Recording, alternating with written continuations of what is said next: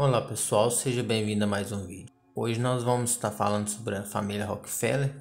Nós iniciamos uma série Nova Ordem Mundial. Nós já falamos da família Rothschild e hoje nós vamos falar da família Rockefeller. Se você não é inscrito no canal, se inscreva. Se você gostar do vídeo, deixe o seu like. E se você achar que o vídeo foi bom para você, compartilhe em suas redes sociais. Então bora pro vídeo. A família Rockefeller certamente é a mais famosa das dinastias. Seu sobrenome automaticamente transfere um status de nobreza em qualquer canto do mundo. Embora nos Estados Unidos ainda cause aversão a muitas pessoas, as reações de um americano diante do sobrenome Rockefeller se divide entre aqueles que admiram as ações sociais dos seus institutos e fundações e aqueles que percebem que a influência dessas organizações prejudicial à democracia e à liberdade individual. Não há dúvida que a rede de influência da família Rockefeller é imensa. Na sua autobiografia, David Rockefeller, que durante 30 anos presidiu o Chase de Manhattan, que é o banco lá dos Rockefeller, centro financeiro do clã, enumera dezenas, se não mais de uma centena, de organizações que nasceram por iniciativa de uma das 4 últimas gerações da família. Sem entrar nessa conta de entidades que receberam alguma forma de colaboração ou patrocínio, certamente a lista deve ultrapassar 1 milhar. Uma leitura que se faz da motivação dessas iniciativas, elas nasceram da necessidade de melhorar a imagem da família e das empresas, que devido às práticas nada polidas do primeiro patriarca John David Rockefeller, tinha uma imagem bastante negativa perante a sociedade. O fundador da Standard Oil e o império que o sucedeu era um dos que o povo chamava de Barão Ladrão, um apelido nada carinhoso dado aos empresários exageradamente gananciosos que, em troca de mais e mais lucros, abandonaram a ética e os valores morais e religiosos que eram caros à população americana da época. Com o passar do tempo, parece crível, os magnatas perceberam que essas fundações milionárias, além de servir para melhorar a imagem pública das companhias que as patrocinam, ainda podem influenciar a população e os agentes públicos para direcionar movimentos de massa ou de decisões governamentais, ou as duas coisas combinadas, que acontece com mais frequência. Talvez tenha sido a família Rockefeller a criadora deste formato de organização política que atua no social. O patriarca fundador da dinastia, John David Rockefeller, fez uma fortuna inimaginável com o petróleo. Foi considerado publicamente o segundo homem mais rico da história, perdendo apenas para o rei Salomão. O dinheiro foi investido em bancos, indústrias, laboratórios farmacêuticos, concessões públicas e imóveis de imenso valor, como metade de Manhattan. Seus fundos de investimentos controlam ações de centenas de empresas e não existe uma ONG de médio ou grande alcance que não receba subsídios de uma de suas fundações, institutos e agências.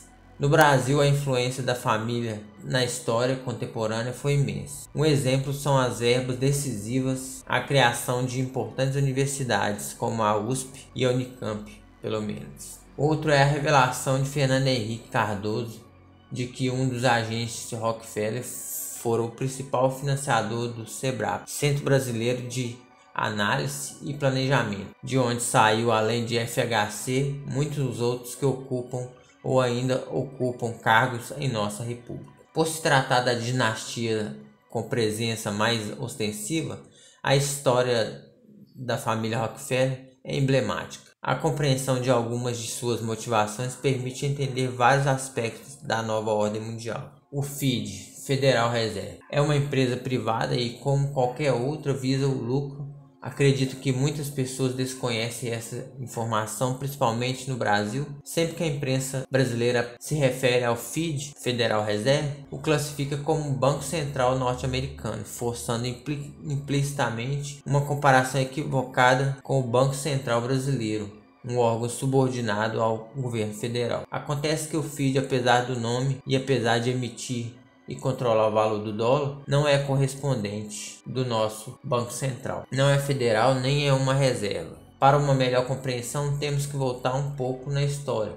A emissão de dinheiro já era um problema antigo nos Estados Unidos e teve influência inclusive na Guerra Civil Americana. Desde o século XIX existia uma pressão intensa para a criação de um banco central nos Estados Unidos, e depois de várias tentativas frustradas, foi criado o FED em 1913, e segundo consta, baseada em uma lei redigida em uma reunião secreta entre os banqueiros ocorrida em Jekyll Island, na costa do estado da Geórgia, do qual participaram os banqueiros Rockefeller, JP Morgan, Schiff e Rothschild. O Federal Reserve foi promulgado em 1913 e assinado pelo presidente Woodrow Wilson, que mais tarde se arrependeria desde o ato em público. Após a criação e estruturação do Sistema Federal Reserve, as famílias controladoras dos bancos associados pressionaram o Congresso e conseguiram consecutivas ampliações da chamada reserva fracionada, e que lhes permitiu, na prática, produzir dinheiro mediante uma comprovação de dívida, mais tarde com o fim do laço do dólar ao ouro. Todo o sistema financeiro mundial baseado na moeda americana passou a ser controlado por um grupo de banqueiros que aumentam ou diminuem a impressão do dinheiro conforme sua estratégia. O sistema corrompido há décadas criou a inflação generalizada, às vezes escondida na forma de dívida pública, e levou a banca internacional a controlar todos os principais conglomerados privados. Analisando com calma, não poderia ter outro resultado. A impressão do dinheiro mediante confissão de dívida leva o sistema a uma espiral finita que tende ao colapso, mas antes deve concentrar todos os recursos nas mãos dos credores. Diante do colapso iminente, precisam acelerar a implantação completa do sistema financeiro eletrônico, a moeda mundial, e eliminar definitivamente o dinheiro físico. Com os meios eletrônicos, o colapso poderá ser evitado ou controlado, e a escravidão financeira, portanto, deve continuar. O CFR, que quer dizer Council Foreign Relations, é um órgão privado, um poderosíssimo think tank criado pela família Rockefeller e que hoje possui cerca de 2.000 membros, tendo entre eles alguns dos homens mais poderosos dos Estados Unidos e também de outros países.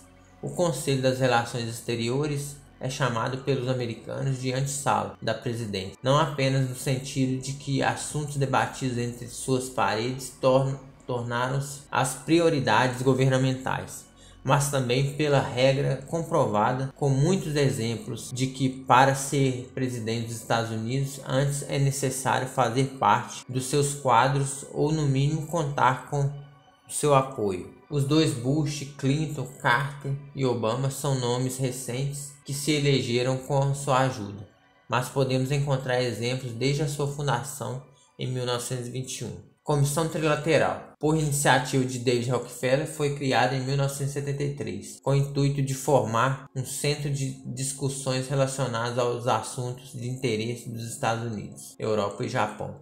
Então, as áreas mais industrializadas do mundo. Mais tarde, com a entrada de novos membros, ampliou a sua atuação para a região do Pacífico, englobando Ásia e Oceania, região da América do Norte e Europa. Cerca de 300 líderes políticos, executivos e acadêmicos de quase 40 países se reúnem algumas vezes por ano e traçam estratégias que serão implantadas sem que os parlamentos a discutam e sem que os eleitores tenham sequer ideia da existência desse grupo. Apesar de ser uma entidade privada que não precisa prestar contas da sua atuação segundo a sociedade, sua influência nos temas a que se dedica é tão decisiva nas decisões governamentais que sua importância nesse aspecto apenas é comparável ao CFR. Diálogo Interamericano,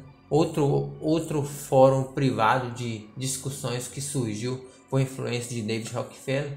O Diálogo Interamericano foi criado em 1982 e é hoje o principal centro de discussões políticas do hemisfério ocidental. A definição oficial é a de um organismo apartidário, movido pelo interesse de integrar e potencializar as ações de seus membros, todos os continentes americanos. Entre os membros estão cerca de 100 notáveis de 22 países. Cuba não está lá, mas a Venezuela sim. Do Brasil consta no site da entidade os nomes de Fernando Henrique Cardoso, que também ocupam uma cadeira no corpo de diretores, além de pelo menos mais de meia dúzia de brasileiros. Assim como a Comissão Trilateral, o CFR, o diálogo interamericano influencia decisivamente na constituição dos poderes regionais, oferecendo apoio financeiro, político e estratégico às forças que contribuem para a implantação de estruturas globais necessárias para a implantação da nova ordem mundial.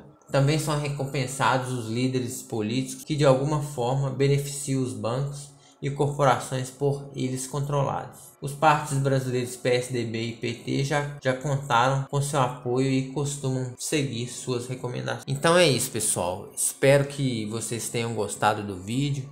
Deixe o seu like para dar relevância no vídeo.